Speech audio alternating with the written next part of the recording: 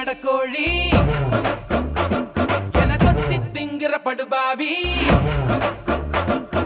ஆசி அடியாசி என சுத்த வைக்கிற சுதியசி அரகுற வயசுல மயக்கிற சயசுல கருமென இனிக்கிற எருமனி அழைக்கிற உனக்குள்ள என்ன வச்சு உண்டியல குலுக்கிற பரபரப்பா இருக்கு இதனோடு சிரிப்புல சிறையில அடக்கிற தின தின மனசுல கலவர நடத்துற முடி முதல் அடிவரை தினசா மிரட்டுற கிழக்கிழப்பா இருக்கு